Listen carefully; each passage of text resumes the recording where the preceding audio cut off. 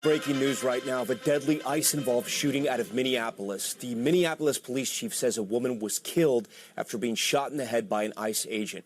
Take a look at this video. It is one angle. It shows the moment of the shooting. The police chief says it happened when the woman was approached by federal law enforcement because her car was blocking a road. You see what happens here.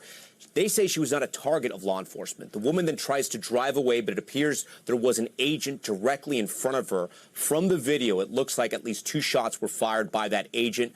The police chief confirming at least 2 shots were fired. The woman's vehicle then crashes and she was pronounced dead at the hospital.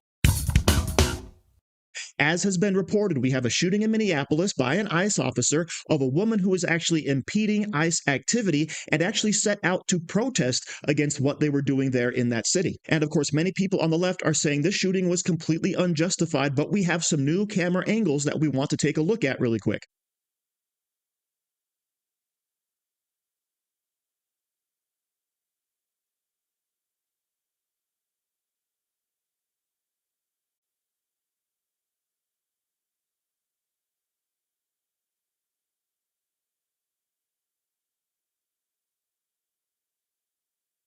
So clearly in this video, you see the car actually swipe the police officer. Now, of course, many people are saying that he could have gotten out of the way. But the problem is he doesn't know which way this lady was actually going to turn. Okay, she backs up, she turns her wheel to the right, but from the front of the car, you would not be able to see which way the wheels are turning. If she would have turned to the left, she would have ran him over completely. So in my humble opinion, this seems to be completely justified. Okay, now we're going to get to Scott Jennings' reaction in a little bit because it's very interesting and of course down to earth as usual, but there's even more information coming out.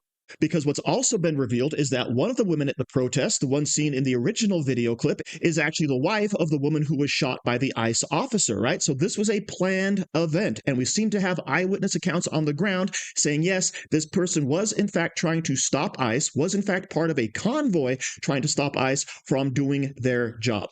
Can you describe a little bit about what this woman looked like? Was there anyone else in the car with her? Did you know if she was the target? I don't know if she was a target. They clearly wanted her out of there because she was the main car leading the protest, is my understanding. I talked to another guy who was driving behind her, but she was very successful in blocking traffic. She was doing what she was set out to do, and so they wanted to get her the hell out of there. So if this witness is to be believed, the woman in question was actually the head of a convoy that was trying to stop ICE from doing their job. Now, there is more about this story I do want to comment on, but let's go ahead and set the stage with a discussion over on CNN with Scott Jennings. But it strikes me that we are undergoing an epidemic of political vigilantism right now. Why are people showing up in vehicles, in convoys, not just in Minneapolis, but all over the country in an effort to obstruct lawful federal law enforcement activities?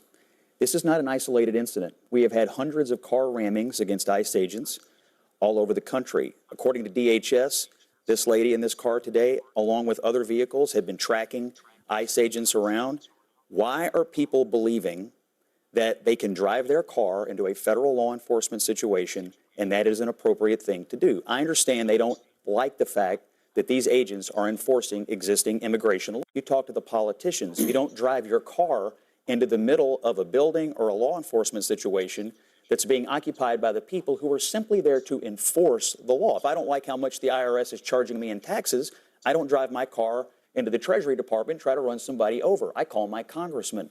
Political vigilantism is being encouraged by Democratic officials like the Lieutenant Governor of Minnesota, Peggy Flanagan, who earlier this year told people to, quote, put your bodies on the line, and Tim Walz calling these guys Gestapo all year. What do you think happens when you radicalize a base of people about this? It does strike me, Scott, that we actually don't know that she was doing any of the things that you suggested. We don't know anything about what she was doing.